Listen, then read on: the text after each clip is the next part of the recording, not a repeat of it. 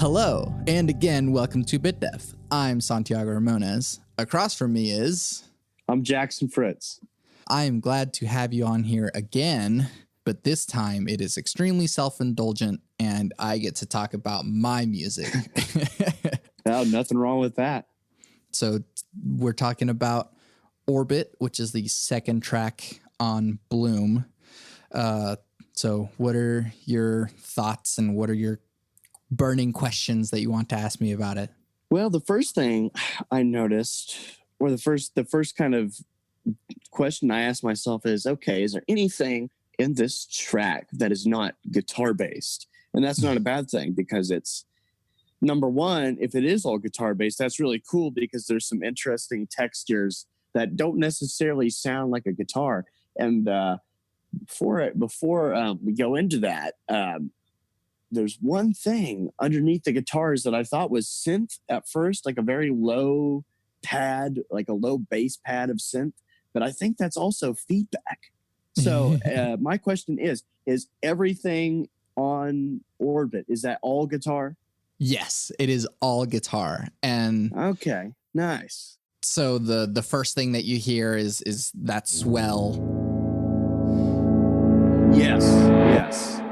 That's just a like big thing, or I just hit a big A major chord and then reversed it, and so that's how you hear. Oh, okay. And there's also reverse in that intro. Okay, I didn't notice.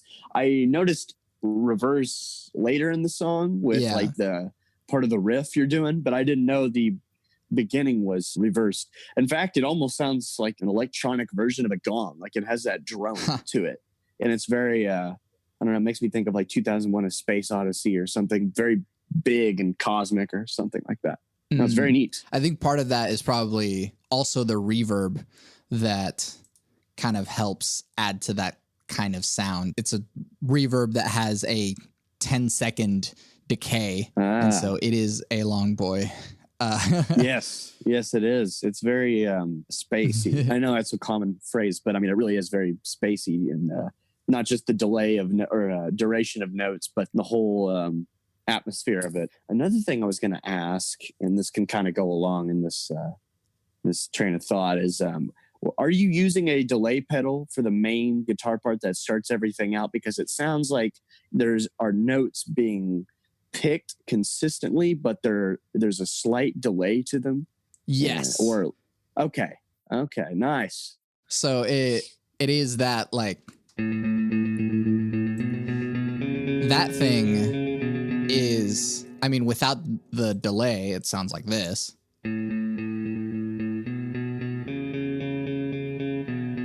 And so having the delay in there just kind of gives it like a double picking thing. Yeah, it almost sounds like tremolo. I don't know if that's the right word, but yeah, like a wave, like the wave is back and forth consistently. Yeah, it almost gives the implication of speed picking, like just a consistent picking. But is it or those like single notes you plucked and that's just the duration of those notes? Yeah. So I especially at this time, I was kind of not a very good guitar player. I was just playing what I wanted to. Mm-hmm. And this whole album is like a exploration of like composition and production and all that stuff. I started it in 2013. Oh, wow. Okay. Wow.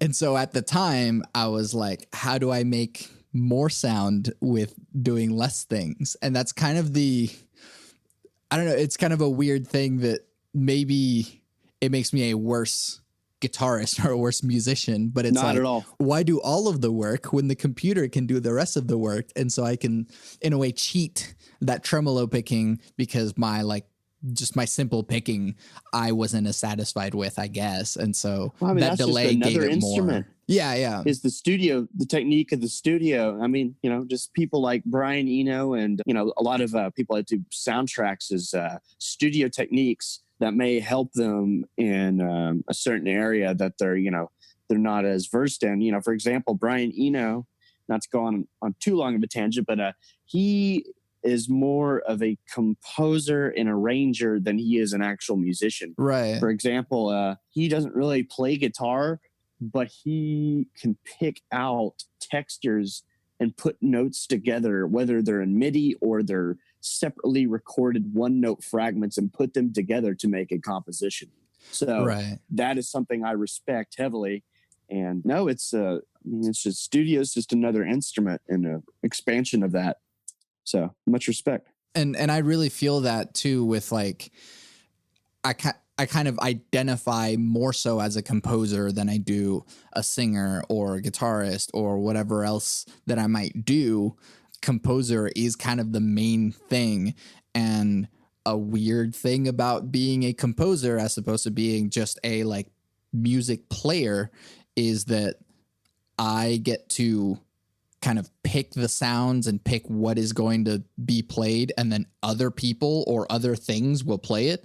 And so I'm not the one that's responsible for making the music happen. Something else is. And that's an interesting thing that it's weird because there's kind of like a negative connotation associated with that. It's like, oh, you can't do it all yourself. Like, are you just not that good? But I think over time I've accepted the fact that like, I'm not going to be the one to be doing the thing because I could spend so much time trying to master an instrument, but I'd rather spend my time making music and writing music, and I'll leave the mastery to people that either started whenever they were a lot younger or have session the time. Musicians, maybe. Yeah, exactly. And have the time to really perfect that. But I like to lead more on the creation side. No, that's beautiful. In fact, that's probably where I am right now. I'm a dabbler of instruments, but the thing is, sometimes there's just not enough time, and I need help playing parts.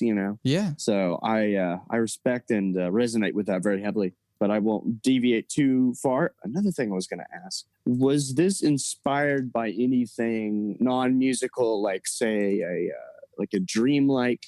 Like a dream or a dreamlike state, or a fantastical sort of concept that's greater than life, would you say at all? I think a funny thing about these early pieces is that some of them, a lot of the tracks on the album were just experimentation and just trying sounds. And so it's like I'd gotten my audio interface and I was like, I can put sounds in the computer.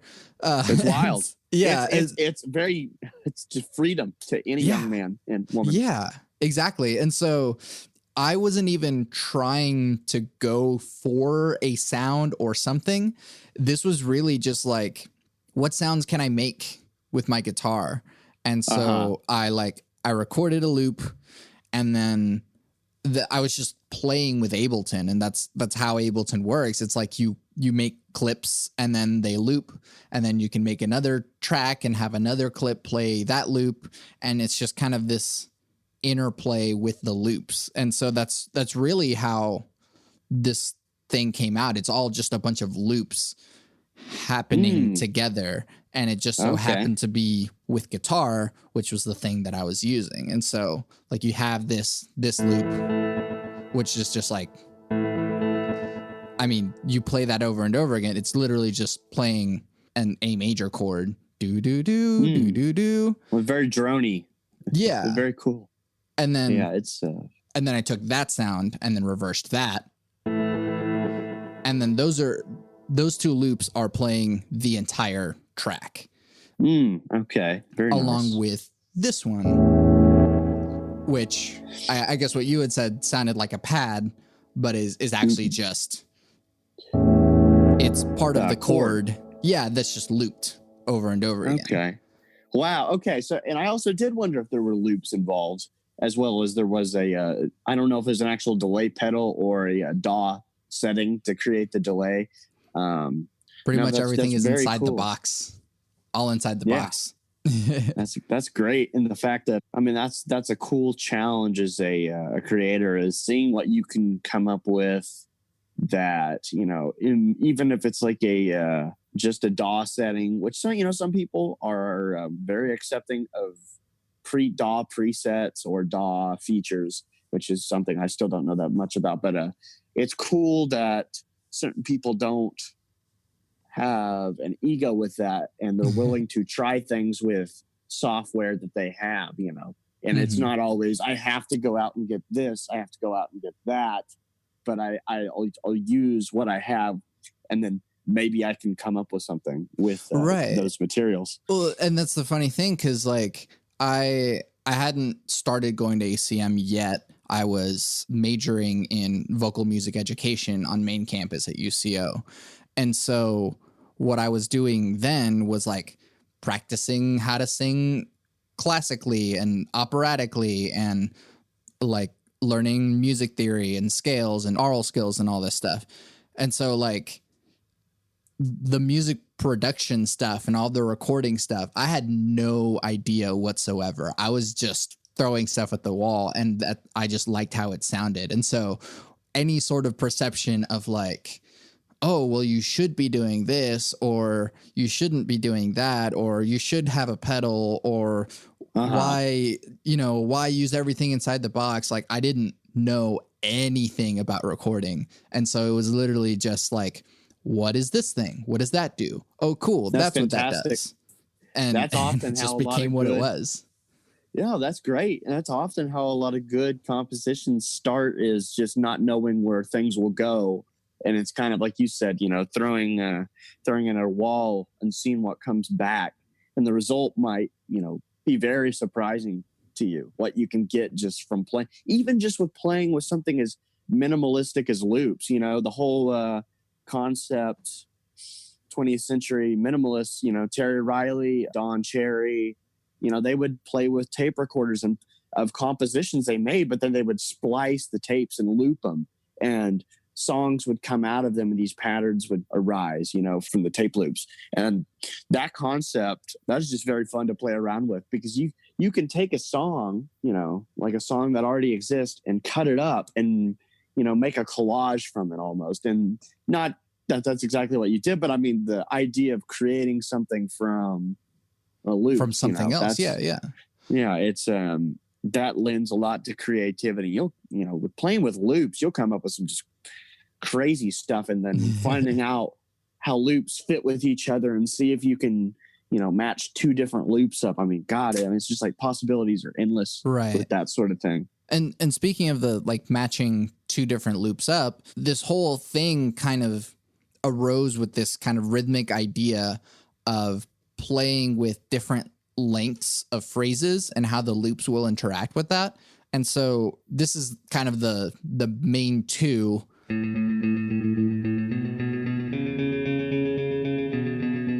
And that would repeat twice, and then it would go to. And so those two are different lengths. The first one is a little bit longer, and the one before is just a little bit shorter. And so then whenever you stick these next to each other, they'll go at different lengths and play with each other. Mm-hmm. And that's kind of why this song ended up being called Orbit, is because I don't know if you've ever seen like a planetarium, and how all the planets and stuff are orbiting the sun, and then their own moons, and everything is kind of going at a different rate. And at some point, like, you know, stuff crosses over, and eventually, you know, rarely it happens, but like eventually there is a point inevitably where all the planets line up. Right. It's kind of that like variations, and then there's so many of them, and then it's just kind of like that, a Rubik's Cube of just like, oh, bam, everything lined up for, you know, a certain amount of time. That's a cool concept, and especially to apply into music. There was a composition I heard by a band called Boris, and they have an album called Flood, and the first track is just different guitar loops. And it does exactly that. Sometimes they kind of line up, but don't. And then occasionally they'll just meet in these weird spaces where they're constantly, two different rhythms are constantly creating combinations of melodies and riffs. And it's just this orbital changing metamorphosis, if that makes any sense. Right. And that your track does exactly that, I would say. And that's just conceptually, that's just a fun array of ideas that, just from, splicing different things together and putting things together as an experiment. I mean, just like the possibilities that show up can surprise the creator of that composition. And just that concept I think is so fun. Right. Well, you had actually mentioned the minimalists like Terry Riley or Steve Reich and Philip Glass, and especially Steve Reich. Right. Yeah. And I actually didn't know very much about the minimalists, and so later on, whenever I discovered their stuff, I was like, oh, this is what I've been doing for like years. That's awesome. And so the idea of like a phase where you have the two tapes playing and they're slightly out of sync with each other.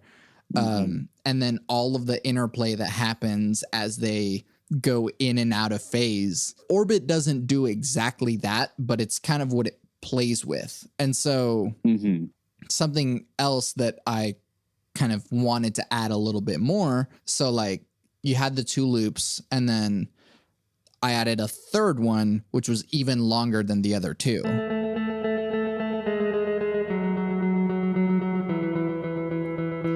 And so it's a break from the other two because it's way longer and it's tonally different.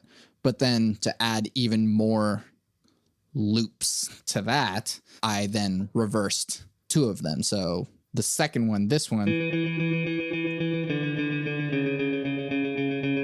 got reversed to sound like. And then this one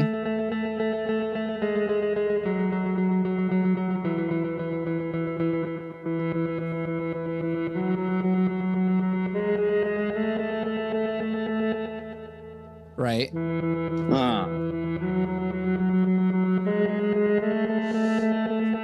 And so what kind of happens in that sense is like maybe at first we were only watching a system of 3 bodies that are orbiting one thing. And then by adding the other 2 reversed ones, I'm adding 2 more bodies to kind of interact with the other ones.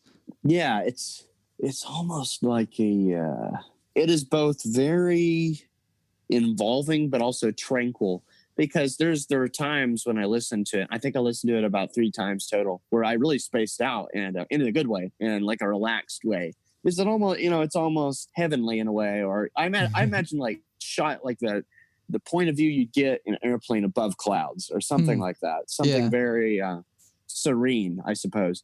And it's not only that, but then when you really pay attention to listen to all the little working parts, that's a really fun thing to do. I love music that you can just be at peace and you don't have to think too hard, but at the same time, you can also investigate what each mechanical part is doing.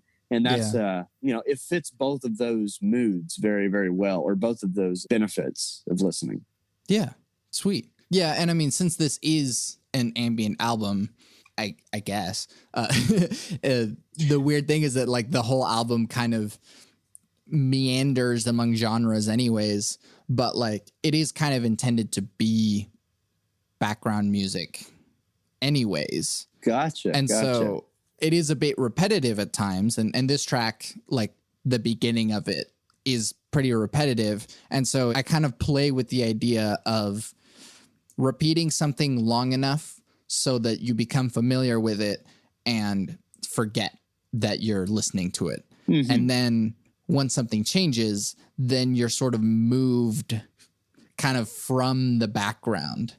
If that makes sense. Right. No, that's a great way to put it. And a lot of ambient can be like that, where it's one very repetitive part and then a slight variation comes on and you're like, oh, that's interesting, because that's a slight change up from what it's doing, but it still exists in that universe, that atmosphere. Yeah. And Brian Eno, like I said, he does that a lot. He was, I think he coined the term ambient. Yeah, basically. Sure. I mean, music for airports.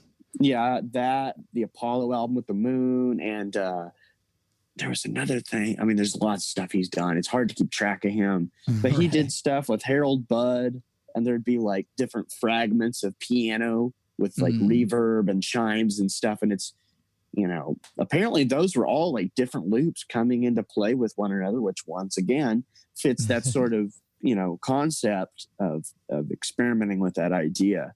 Yeah.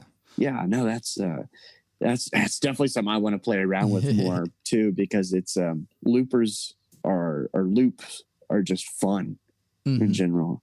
Yeah. And seeing what you think wouldn't work somehow ends up combining puzzle pieces in a way, I guess. Right. And that's the fun part of experimentation, really, is that you get to try stuff that you never would have done otherwise, or sometimes mistakes come in and it's a good mistake and you're like, whoa, something just happened there, and now I get to hear it over and over and over again. And so that's the fun nature of working with loops. This is kind of a corny question. What sort, if this piece of music was to represent some kind of imagery, what do you see in your mind when you hear it? So the funny thing is that like I sort of made bonus content, if you will, for the album. And so if you buy it on Bandcamp, you'll not only get all of the tracks, you'll get a bonus track. Woo. And you'll get a text file that kind of gives a short paragraph associating with each track. And then, oh, that's so cool. And then you get images associated with each track. And if you follow me on Instagram, you've probably been seeing these. And so each track has an image associated with it. And so what I see with this track is like, yeah, like I said, the image of like planets orbiting each other. And so the image that I ended up using, it's the moon during the day. Okay. The thing about the moon during the day is that whenever you see the moon at night, you're like, yeah, this is the thing that appears at night. Right. I know, like there's the day sun and then there's the night sun, and that is the moon at night. Yeah, yeah. But whenever you see the moon during the day, what it's telling you is that it's still there, even though it's not nighttime. Right. And so it's like, it almost looks obscured. It's kind of hazy looking, in a way. And it's almost like, oh yeah, you can still see the moon during part of the day or the afternoon, you know? Yeah. And it's kind of a reminder that like this rock is orbiting our rock at all times, whether or not you forget about it. And then our rock is orbiting the big ball of fire. And so it's like everything is this sort of interconnected system. And so I feel like by looking at the moon during the day, you're sort of acknowledging the cycles of everything and the complexity of the interconnectedness of just our solar system, and then even greater into the universe. Yeah, no, that's a fantastic answer. And I love that concept. If you wanted a corny answer to your corny question, there it is. No, I'm glad I asked that, honestly, because I didn't even know about the thing where you're combining each song with a little text and then an image. And no, that's so funny that you did the moon during the day. And there was something I did, I think like 2 years ago now, it would have been. And no joke, there for one of the singles I did, there was a picture of the moon like during, I mean, it's more towards like when the sun was going down, and it was kind of like you could start to see it better, but it is still like it's not really lit up as much. So that's funny that you also kind of have that intrigue with you know, just a slightly obscured moon, you know. It's kind of like a, you know, like you said, a reminder. And I always thought it was kind of funny as a kid too, is that no one really talks about the moon during the day, or you know, when you can't see it as well, but it is still there. Yeah, so, exactly. No, that's neat. That's a kind of a neat, just, I don't know, it's a weird feeling. It is. Well, Jackson, thank you so much for doing this with me and having this nice conversation about Orbit. Absolutely. Where can we find you and your stuff? Well, right now, and I think this is where you said your stuff is too, is Bandcamp. That's where I've just been doing my stuff, or you can see me babble incoherently on Facebook, but I wouldn't recommend that. And I don't know how many Twitter bans you're through at this point. So, oh goodness, that is just sheer boredom. So the positive side of my boredom is music. The negative side is just boredom on social media. So, off and on. But yeah, so check out Chameleon Factory on Bandcamp. It's some cool stuff. Thank you so much. No, I mean, I need to listen to the other tracks. And you said it's on Bandcamp to purchase? Well, it will be on August 8th. And so... Okay, because it's pre-order right now. Yeah, with the bonus tracks. Okay, although gotcha. Well, thank you. You have the Google Drive link, and so you can listen to all the other tracks if you want. It's cool talking to other people that have a fascination with not only ambient music, which is heavy mood listening, but also... just fun little concepts that play around with very sparse notes or variations of notes. So that's a fun thing to talk about, man. I'm glad you did it. Absolutely, man. Thank you so much. And now here's Orbit in its entirety.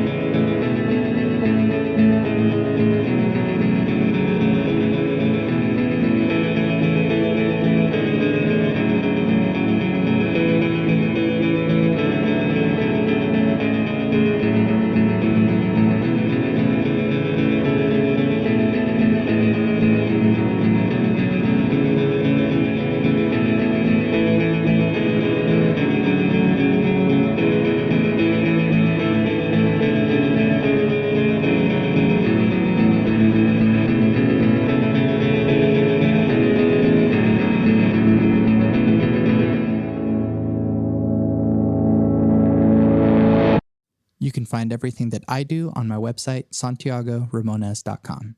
I make music. Bloom will be available on August 8th, streaming everywhere. Put it on in the background, put it on your workout playlist, show it to your friends so you can all enjoy it together. You can also buy the thing and get bonus content to get a bit deep into the emotions you can feel with it. I also make music with Power Cycle, an experimental electronic trio. Our first completely improvised album, Too Many Damn Cables, is streaming everywhere. More to come from Power Cycle in the future.